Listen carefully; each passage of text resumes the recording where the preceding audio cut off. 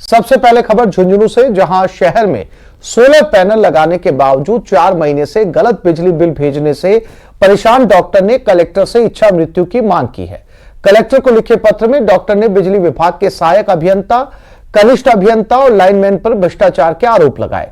लिखा, मानसिक रूप से प्रताड़ित हो चुका हूं, मुझे इच्छा मृत्यु की इजाजत दी जाए। मामला सामने आने के बाद बिजली विभाग हरकत में आया और बिजली बिल को दुरुस्त करवाया गया। विभाग द्वारा जांच करने के बाद 30,094 रुपए का बिल अब 7,000 रुपए का किया गया है।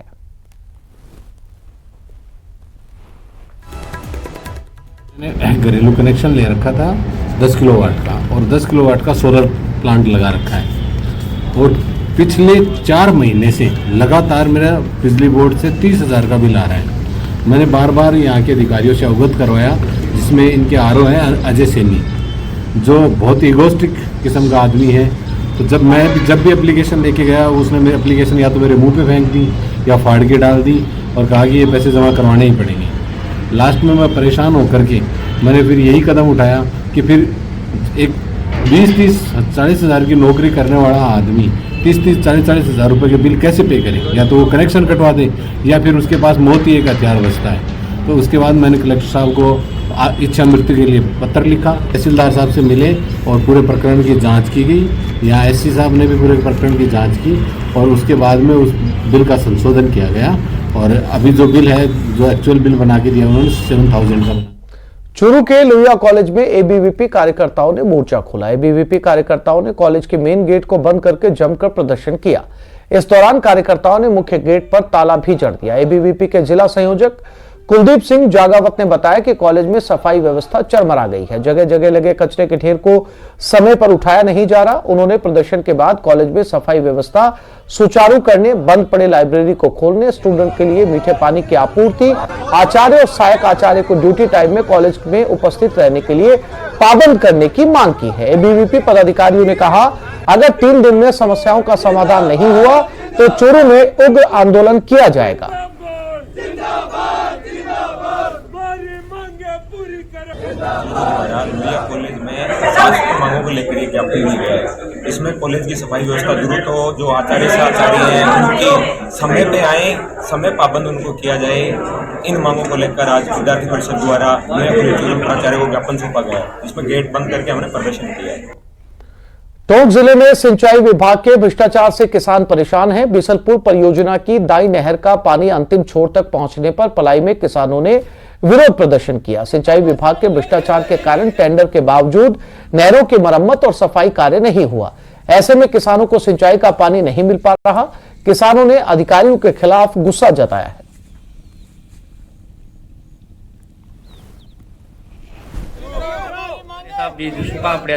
कोई काश्तकारां पर ध्यान दे रहा है, प्रशासन को ध्यान से कौन परेशान हो रहे, बच्चा बच्ची घर श्याम सार दिन रात के मायने पानी को कोई मतलब ही कौन पानी ना आ रही। 15-20 दिन हो गया, गेले में ओड़े लग रहे हैं। रात के 2 बजे तक भी गए थे मुंह पर, इतने ओड़े लग रहे हैं और रात में भी प्रशासन ध्यान नहीं दे रहा है इस पे कुछ भी।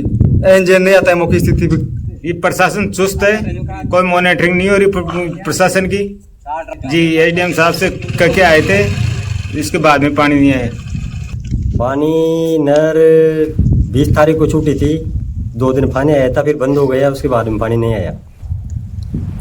और जैसे गाँव ओढ़ना था, सूखी जमीन में ओढ़ दिया कर दिया। प्रदेश में श्रमिक विभाग के अंतर्गत श्रमिक कल्याण मंडल में 10 साल से कार्यरत संविदारत कर्मचारियों को हटा दिया गया। इसके विरोध में श्रम विभाग से हटाए गए संविदारत कर्मचारी लामबंद हो गए। प्रदेश के अलग अलग जिलों से आए 250 से ज्यादा कर्मचारी जयपुर में श्रम विभाग के ऑफिस में इकट्ठा होकर विरोध प्रदर्शन भी किया। इनकी मांग थी कि श्रम विभाग हाईकोर्ट के आदेशों को दरकिनार कर सालों से काम करने वाले संविदारत कर्मचारियों को हटा रहा है। कर्मचारियों का कहना है कि अब से कैसे परिवार का गुजर बसर करेंगे। और राणूराम चौधरी को जो ड्यूटी से रात को घर जा रहा था और एक रोड दुर्घटना में उसकी मृत्यु हो गई।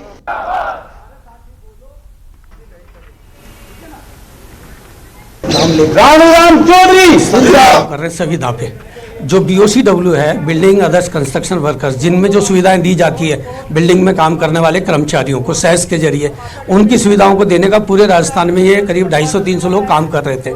अचानक एक आदेश निकाल के इनको डिपार्टमेंट में एंट्री बंद कर दी जाए। ना कोई इनको मुआवजा दिया गया, ना कोई इनको छुट्टी नहीं दी गई, इवन 1.5 महीने की तनख्वाह भी इन सबकी रोकी हुई है। तो अचानक इतनी बड़ी तानाशाही वो डिपार्टमेंट कर रहा है जिसका श्रम कानूनों को लागू करने की जिम्मेदारी है। सबसे शर्मनाक स्थिति यह है कि जिसको कर्मचारियों के हित में काम करना चाहिए वही एक आदेश निकाल रहा है, यहाँ का अधिकारी आदेश निकाल रहा है कि इन सबको एक हटा दिया जाए। लगे हुए जो कर्मचारी हैं ये सब पढ़े लिखे हैं और करीब 10 साल से ये सुविधा पर भी काम कर रहे हैं, लेकिन इनको कुछ दिनों पहले सरकार द्वारा हटा दिया गया है। इसमें मेन तो सर्वनंतर अपना BOCW जो है अपना श्रम विभाग के द्वारा इनको नोटिस भी 10 दिन पहले ही दिया गया और हाई कोर्ट का आदेश भी है कि संविदा कर्मी राजस्थान नहीं हटाए जाए। तो ये अपनी मांग के लिए सारे जिलों से एकत्रित होकर के अपनी मांग को रखने के लिए ये सब यहाँ एकत्रित होकर के और कमिश्नर साहब को ज्ञापन दे रहे हैं मजदूरों की समस्या का समाधान करने के लिए। राजनीति में सत्ता पक्ष और विपक्ष के बीच आरोप प्रत्यारोप कोई नई बात नहीं है, लेकिन कोटपुतली की विराटनगर विधानसभा क्षेत्र में इन दिनों चल रहा पॉलिटिकल ड्रामा चर्चा का मुद्दा बन गया है। दरअसल यहां विधायक कुलदीप धनखड़ और पूर्व विधायक इंद्राज गुर्जर आमने सामने आ गए और ऐसे आरोप लगा रहे हैं कि हर कोई हैरान है। विधायक और पूर्व विधायक पे पॉलिटिकल ड्रामा। चुनाव में किसने खेला तंत्र मंत्र का खेल? 2018 में 23 में जो चुनाव होने वाला था उससे पहले 2 बार यहां विराटनगर में मेरे खिलाफ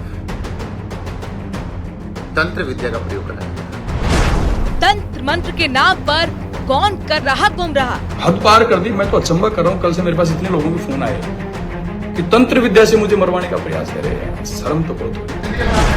चुनाव में जीत के लिए सियासतदान साम दाम दंड भेद के इस्तेमाल से भी गुरेज नहीं करते, लेकिन इन दिनों कोटपुतली के विराटनगर विधानसभा में बीजेपी विधायक कुलदीप धनखड़ के आरोपों के बाद पॉलिटिकल ड्रामेबाजी बढ़ गई है।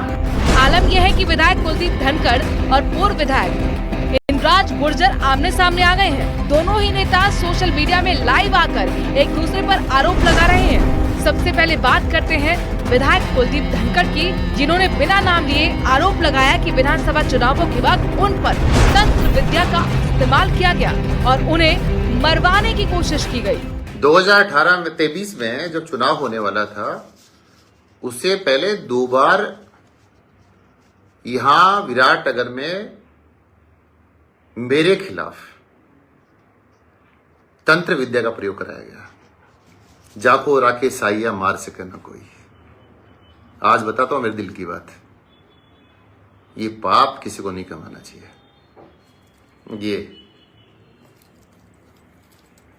ये मेरे गुरुजी, ये इन्होंने बचाया मुझे। 2 बार तंत्र विद्या का प्रयोग किया गया। मैं नाम नहीं बताना चाहता। कुलदीप धनखड़ ने भले ही किसी का नाम लिए बगैर अपने लाइव सेशन में तंत्र मंत्र का जिक्र किया हो, लेकिन पूर्व विधायक इंद्राज गुर्जर ने उसी अंदाज में जवाब भी दिया। इंद्राज गुर्जर भी सोशल मीडिया पर लाइव आए और कहा कि विधायक तंत्र मंत्र की बात कर जनता को गुमराह कर रहे हैं। उन्होंने सीएम से पूरे मामले की जांच की मांग की। हद पार कर दी। मैं तो अचंभा कर रहा हूँ, कल से मेरे पास इतने लोगों के फोन आए कि तंत्र विद्या से मुझे मरवाने का प्रयास कर रहे हैं। यार शर्म तो करो थोड़ी बहुत तो शर्म। क्या बातें कर रहे हो आप? इतना लेवल गिरा दिया आपने राजनीति। अगर तंत्र विद्या मेरे पास इतनी मजबूत तो मैं चुनाव ही जीत जाता तंत्र विद्या से। फिर आपकी मरवाने की क्या जरूरत थी मुझे? गौरतलब है कि हाल ही में उपजिला अस्पताल के स्थान को लेकर पावटा में धरना प्रदर्शन चल रहा है। इस धरने में पूर्व विधायक इंद्राज गुर्जर ने शामिल होकर ग्रामीणों की मांग का समर्थन किया था। आरोप है कि इसके बाद विधायक कुलदीप धनखड़ ने सोशल मीडिया पर लाइव इस तरह का बयान दिया। कोटपुतली से न्यूज़ 18 राजस्थान के लिए हीरालाल सैनी। देवनारायण योजना के बिगड़े हालात और एमबीसी वर्ग के छात्रों की अटकी स्कॉलरशिप समेत कई मुद्दों को लेकर गुर्जर आरक्षण संघर्ष समिति ने शासन सचिवालय में अधिकारियों के साथ बैठक की, जिसमें अधिकारियों को साफ चेतावनी दी गई कि अगर उनकी मांगों पर गौर नहीं किया गया तो जल्द बड़ा आंदोलन किया जाएगा और इसके लिए प्रशासन जिम्मेदार होगा। हमने कई बार इन अधिकारियों को चेताया है। वही गुजर हैं, वही पटरी हैं, वही सब कुछ है और ये सरकार भी जानती है। देव नारायण योजना में अनियमितता से खफा गुर्जर समाज ने एक बार फिर संकेत दिए हैं कि अगर खामियों को दूर नहीं किया गया तो वो वक्त दूर नहीं जब गुर्जर समाज एक बार फिर आंदोलन की राह पकड़ लेगा। इसी मुद्दे को लेकर जयपुर में शासन सचिवालय में गुर्जर आरक्षण संघर्ष समिति ने पदाधिकारियों के साथ बैठक की, जिसमें पिछले सत्र की अटकी स्कॉलरशिप, नए सत्र में रुके हुए एडमिशन और देव नारायण छात्रावास में वार्डन की नियुक्ति जैसे मसलों पर नाराजगी जताई गई। मेरे को ये बताते हुए बहुत दुख हो रहा है कि गुरुकुल योजना में सत्र 6 महीने का निकल चुका है और बच्चों का एडमिशन अभी तक नहीं हुआ है। ये बच्चे 6ठी क्लास में अपनी जिंदगी कैसे आगे बढ़ाएंगे जब हमने उसको स्कूल में अभी दाखिला ही नहीं दिया है। छात्रवृत्तियां नहीं मिल रही हैं बच्चों को। समझ में नहीं आ रहा देवनारायण योजना कहाँ थी और कहाँ पहुंच गई। हॉस्टल्स, गर्ल्स हॉस्टल के अंदर फीमेल वार्डन्स नहीं है, टीचर्स पूरे नहीं है, छात्रवृत्तियां मिल नहीं रही, स्कूल को एडमिशन ही, खाना खराब मिल रहा है हॉस्टल्स में। स्थिति गंभीर है। बैठक में गुर्जर आरक्षण संघर्ष समिति के अध्यक्ष विजय बैंसला समेत कई पदाधिकारी मौजूद रहे, जिन्होंने बैठक के बाद गुस्सा जाहिर करते हुए कहा कि समिति काफी वक्त से अधिकारियों का ध्यान समस्या की तरफ आकर्षित करने की कोशिश कर रही है, लेकिन ध्यान नहीं दिया जा रहा है। ऐसे में गुर्जर समाज के पास सड़कों पर उतरने के अलावा कोई चारा नहीं होगा। हमने कई बार इन अधिकारियों को चेताया है, बार बार चेतावनी दी है कि इसकी व्यवस्थाएं सुधारें, लेकिन उसके बावजूद भी कोई व्यवस्थाएं खास तौर पे सुधरी नहीं है। और अगर यही हालात आगे अधिकारियों ने हमारी नहीं सुनी, चेतावनी के बावजूद उन्होंने सुधार नहीं किया, तो हमारा समाज फिर वही गुजर है, वही पटरी हैं, वही सब कुछ है और ये सरकार भी जानती है, पिछली सरकारों ने भी देखा है। फिर गुजर अलग राह अपनाएंगे और सरकार को उसका खामियाजा भुगतना पड़ेगा। समय रहते व्यवस्थाओं को सुधार लिया जाए तो ज्यादा ठीक रहेगा।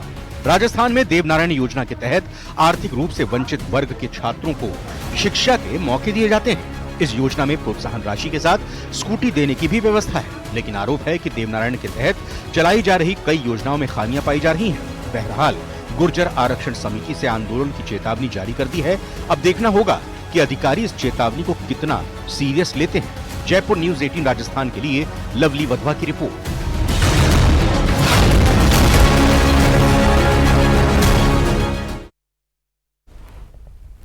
और अलवर से इस वक्त की बड़ी खबर, सालासर बैटरी फैक्ट्री में भीषण आग लग गई। शॉर्ट सर्किट की वजह से यह आग लगी। फैक्ट्री में श्रमिक खाना खा रहे थे। अचानक आग को देखते हुए श्रमिक बाहर हो गए। किसी भी तरह की कोई जनहानि नहीं हुई। फैक्ट्री में कार्यरत श्रमिकों ने फैक्ट्री मालिक को आग लगने की सूचना दे दी। फैक्ट्री मालिक ने दमकल विभाग को आग की सूचना दी। उसके बाद गाड़ियां मौके के लिए रवाना हुई। दमकल की 8 गाड़ियों ने आग पर काबू पा लिया है। मौके पर अतिरिक्त पुलिस अधीक्षक तेजपाल सिंह और पुलिस प्रशासन मौजूद रहा। तो अलवर में एक फैक्ट्री में आग लगी। ये तस्वीरें भयानक आग की। आग ऐसे वक्त में लगी जब सभी मजदूर बैठकर खाना खा रहे थे। मजदूरों ने फौरन सूचना दी फैक्ट्री मालिक को और फैक्ट्री मालिक ने फायर ब्रिगेड को सूचना दी। फायर ब्रिगेड मौके पर पहुंची। बताया जा रहा 8 दमकल की गाड़ियां मौके पर पहुंची क्योंकि आग तब तक बहुत फैल चुकी थी और दमकल ने इस आग के ऊपर काबू पा लिया। और गनीमत ये रही कि इस आग की घटना में किसी तरह की कोई जनहानि नहीं हुई। ताजा अपडेट के मुताबिक इस आग के ऊपर काबू पा लिया गया है। आग को बुझा लिया गया है। अब से कुछ देर पहले की ये तस्वीरें हैं अलवर से।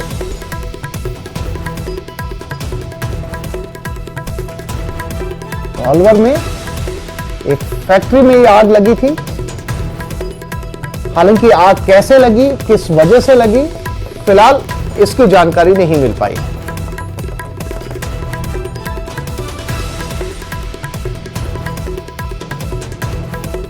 ब्यावर में 22 नवंबर को शादी समारोह के दौरान राधा कुंज गार्डन से 20 लाख के जेवर और 3,85,000 रुपए की नकदी से भरा बैग चोरी के मामले का पुलिस ने खुलासा कर दिया है।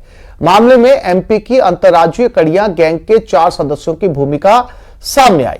हालांकि चारों आरोपी अभी भी पुलिस की गिरफ्त से दूर है, लेकिन पुलिस ने चोरी का माल एमपी के राजगढ़ से बरामद कर लिया है। पुलिस ने मामले में 4 आरोपियों को नामजद किया है। मामले की जानकारी देने को लेकर पुलिस की ओर से एक प्रेस कॉन्फ्रेंस भी की गई। करते हुए 400-500 के आसपास सीसीटीवी फुटेज खंगाले। इधर हमारे साइबर सेल ने भी मेहनत करके तकनीकी सहायता से टीम के टावर डाटा से हमने कुछ नंबर ट्रेस आउट किए। इसके आधार पर अल्टीमेट हम वहाँ पहुँच गए जो आज यहाँ से करीब 500 किलोमीटर दूर राजगढ़ मध्य प्रदेश जिला है। वहाँ एक कड़िया गांव है, जो जाने पर जानकारी मिली कि वो वहाँ काफ़ी इस प्रकार गैंगे कार्य करती है। और वहाँ उस समय मेरी वहाँ के एसपी से बात हुई तो बताया कि यहाँ करीब 16 विभिन्न स्टेट की 16 टीमें वहाँ पुलिस की आई हुई है। मसरूर का जो चोरी हुआ था उसको पूरी को रिकवर करने में सफलता प्राप्त की टीम ने। और जो मुलजिम थे 2 तो यहाँ मौके पर थे और 2 उनके सहयोगी थे जो वाहन में थे, उन सबको नामजद किया गया है। उनकी गिरफ्तारी के लिए हम प्रत्यक्ष टीम भेजेंगे। राजस्थान अध्यापक पात्रता परीक्षा 2024 को लेकर राजस्थान माध्यमिक शिक्षा बोर्ड की तैयारियां लगभग पूरी हो चुकी हैं। इसके लिए बोर्ड ने विज्ञप्ति का फॉर्मेट तैयार कर सरकार को भेज दिया है। अब इंतजार सरकार के अप्रूवल का है। सरकार की ओर से विज्ञप्ति का अप्रूवल मिलने के बाद जल्द ही आवेदन और एग्जाम की डेट की घोषणा कर दी जाएगी। बोर्ड सचिव कैलाश चंद्र शर्मा ने बताया, सरकार ने रीट के लिए शासन सचिव की अध्यक्षता में कमेटी गठित की है और 3 बार बैठक हो चुकी है। माध्यमिक शिक्षा बोर्ड की तैयारी के निर्देश दिए गए हैं। शिक्षा मंत्री मदन दिलावर ने कहा, जल्द ही राजस्थान माध्यमिक शिक्षा बोर्ड को अनुमति दे दी जाएगी। आवेदन शुरू कर फरवरी में एग्जाम कराना हमारी प्राथमिकता है।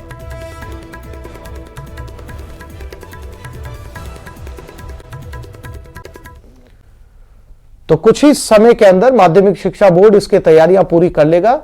आगे बढ़ते हैं। प्रदेश में rising Rajasthan global investment summit 9 से 11 दिसंबर तक होने वाला है। इसकी तैयारियां अंतिम दौर में चल रही हैं। समिट के लिए जयपुर में हजारों की संख्या में इन्वेस्टर्स पहुंचने वाले हैं। ऐसे में पर्यटक स्थलों पर खास इंतजाम किए गए हैं। पर्यटन विभाग ने पर्यटकों के लिए सिटी टूर प्लान के साथ सिटी पैकेजेस बनाए हैं ताकि जयपुर पहुंचने वाले इन्वेस्टर्स गुलाबी नगरी की खूबसूरती को निहार सके। इन्वेस्टर्स के किट में सिटी टूर मैप भी शामिल किया गया है।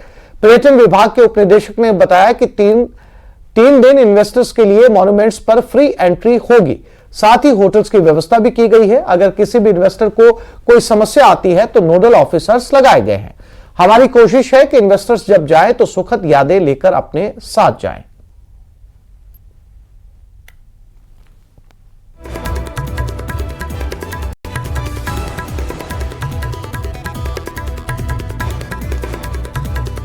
बहुत बड़ा इवेंट है और हम सब लोग सभी departments, not tourism only, DAP भी है, सीए भी है, इंडस्ट्रीज भी है।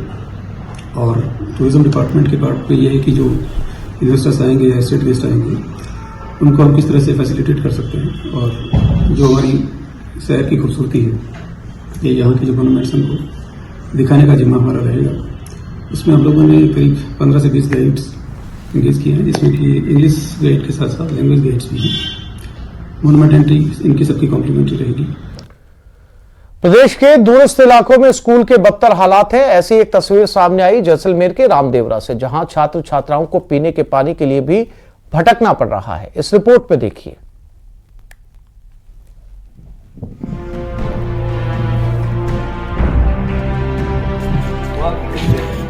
ये है रामदेवरा के लक्सिंग की ढाणी में संचालित राजकीय उच्च प्राथमिक स्कूल में पिछले 6 महीने से पानी की एक बूंद नहीं है। 4 दीवारी जगह जगह से क्षतिग्रस्त है और बारिश के दिनों में छत से भी पानी टपकता है। स्कूल में पेयजल सप्लाई नहीं होने से बच्चों को पीने के पानी के लिए इधर उधर भटकना पड़ता है। हालांकि स्कूल में टांका बना हुआ है और पीएचईडी की ओर से बिछाई गई पेयजल की 2 पाइपलाइन भी है, लेकिन 6 महीने से वो सूखी पड़ी है।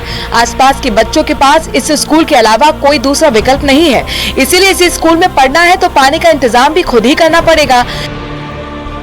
ये बच्चे अपनी प्यास बुझाने के लिए रोज दूर दराज से स्कूल में पानी भर कर लाते हैं। इस समस्या को लेकर स्कूल के हेडमास्टर बालकृष्ण पांडे पिछले लंबे समय से पीएचईडी के अधिकारी को समस्या बता रहे हैं, लेकिन समस्या का समाधान नहीं हो पा रहा है और पीएचईडी अधिकारियों की अनदेखी का खामियाजा इन बच्चों को भुगतना पड़ रहा है। पिछले 6 माह से अधिक समय से विद्यालय के अंदर एक बूंद भी जलदाय विभाग के द्वारा पानी की सप्लाई नहीं हुई है और दो पाइपलाइनें जो है विद्यालय में आई हुई है, लेकिन किसी से भी एक बूंद भी पानी नहीं आता है। इस संबंध में जलदाय विभाग अधिकारियों और कर्मचारियों को पूर्व में कई बार अवगत करवा चुका हूं, इनसे दूरभाष से मैं बात भी कर चुका हूं, तो फिर भी वो ध्यान नहीं देते। इतना ही नहीं, स्कूल की चारदीवारी भी पूरी तरह से क्षतिग्रस्त हो जाने के चलते आवारा पशु बार बार स्कूल में घुस आते हैं। इसके साथ ही बारिश के दिनों में स्कूल में जगह जगह पानी टपकता रहता है।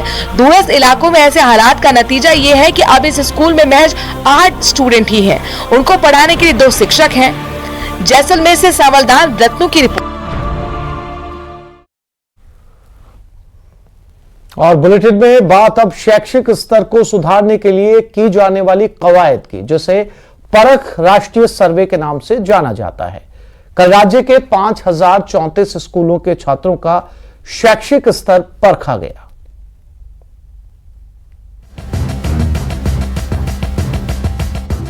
परख राष्ट्रीय सर्वे का हुआ आयोजन, स्कूली बच्चों के शैक्षिक स्तर का हुआ आकलन, ताकि शिक्षा के स्तर में आए सुधार, भविष्य की चुनौतियों के लिए नौनिहाल हों तैयार। शिक्षा विभाग ने बुधवार को प्रदेश के 5034 स्कूलों में परख राष्ट्रीय सर्वे का आयोजन किया। इसमें छात्रों का शैक्षिक स्तर परखा गया। कक्षा 3 और 6 में भाषा, गणित और हमारे आसपास के परिवेश के विषयों का आकलन किया गया, जबकि कक्षा 9 में भाषा, गणित, विज्ञान और सामाजिक विज्ञान जैसे विषयों का आकलन किया गया। इसमें सरकारी स्कूलों के साथ निजी विद्यालयों को भी शामिल किया गया। इससे पहले नेशनल अचीवमेंट सर्वे के रूप में जाना जाता था, जिसका आयोजन हर 3 साल में किया जाता रहा है। नई शिक्षा नीति लागू करने से पहले इस तरह का परख सर्वेक्षण किया गया, बच्चों का क्या स्तर रहेगा और नई शिक्षा नीति में उनको क्या आयाम देना पड़ेगा। इस वजह से बौद्धिक लर्निंग लेवल का परीक्षण किया गया है, जिसमें राजस्थान के करीब 1.25 लाख बच्चों ने इसमें भाग लिया। राजस्थान का अगले हो रहा है, उससे हमको ही पता चलेगा और शिक्षा का स्तर कैसा है और उसको कैसे और बढ़ा सकते हैं। यानी हमारा शिक्षा का स्तर कमजोर होगा तो उसको समान और समान करना, और एक हमारा समान है तो उसे और आगे ले जाना है, और आगे चले गए तो उसको और आगे ले जाना है। यानी शिक्षा के स्तर को निरंतर बढ़ाने के लिए परख राष्ट्रीय सर्वे को भारत की स्कूली शिक्षा प्रणाली की प्रगति का मूल्यांकन और निगरानी करने के लिए डिजाइन किया गया है, जिसका उद्देश्य प्रमुख विषयों में छात्रों के नॉलेज का आकलन करना, जेंडर, जगह और सामाजिक आर्थिक ग्रुप्स के आधार पर उनके परफॉर्मेंस की तुलना करना, सीखने की क्षमता को प्रभावित करने वाले कारकों की पहचान करना है। बच्चों को भविष्य की चुनौतियों के लिए तैयार करना भी है। न्यूज़ 18 राजस्थान के लिए जयपुर से लवली वाधवा की रिपोर्ट।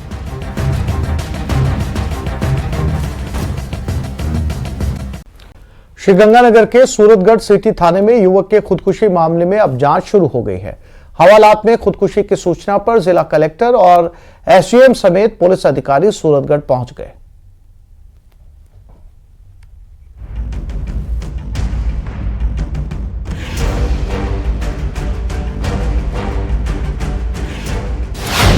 हत्या के आरोपी ने आखिर क्यों की खुदकुशी? महज 7 मिनट में कैसे की खुदकुशी की तैयारी?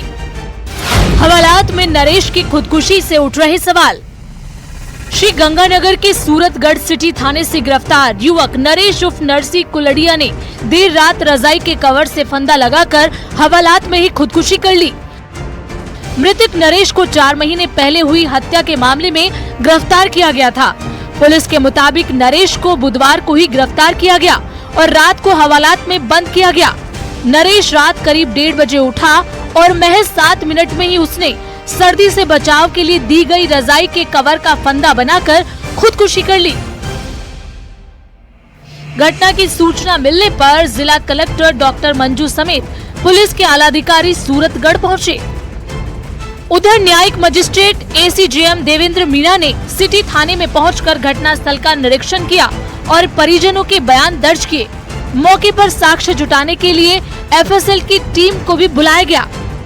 सूरतगढ़ सिटी थाने पे दर्ज एक प्रकरण में और नरेश उर्फ जो नरसी है निवासी डीडवाना पुलिस थाना राजिया का था, जो आरोपी था उसमें उसको अरेस्ट किया गया था और रात्रि में उसने हवालात में फंदा बनाकर जो रोशनदान था उससे फांसी लगाना अभी तक सामने आया है, जिसके कारण से उसकी मृत्यु हो गई। श्रीमान अतिरिक्त मुख्य न्यायिक मजिस्ट्रेट के द्वारा इस प्रकरण की पूरी जांच की जाए। दरअसल श्री गंगानगर के सूरतगढ़ पुलिस सर्किल क्षेत्र में अगस्त महीने में अशोक गोदारा की पीट कर हत्या की गई थी और अशोक गोदारा हत्याकांड में मृतक युवक नरेश उर्फ नरसी कुलड़िया पुलिस से बचने के लिए फरारी काट रहा था, लेकिन हवालात में खुदकुशी से कई सवाल उठ रहे हैं। आखिर हवालात में उसने खुदकुशी कैसे कर ली और पुलिस को भनक तक नहीं लगी। दूसरा सवाल ये भी कि आखिर उसने खुदकुशी क्यों की।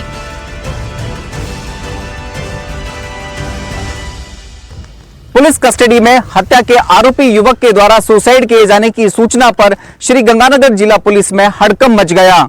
वहीं सूचना पर श्री गंगानगर जिला कलेक्टर सहित पुलिस के उच्च अधिकारी मौके पर पहुंचे और घटना स्थल का मौका मुआयना किया। वहीं हत्या के आरोपी युवक के द्वारा पुलिस कस्टडी में फांसी का फंदा लगाए जाने के मामले में अतिरिक्त मुख्य न्यायिक मजिस्ट्रेट ने भी घटना स्थल का मौका मुआयना करते हुए पूरे प्रकरण की जांच शुरू कर दी है। अब देखना यह होगा कि पुलिस कस्टडी में हत्या के आरोपी युवक द्वारा सुसाइड करने के मामले में किसकी जिम्मेदारी निकलकर सामने आती है। अशोक शर्मा, न्यूज़ 18, सूरतगढ़, श्री गंगानगर।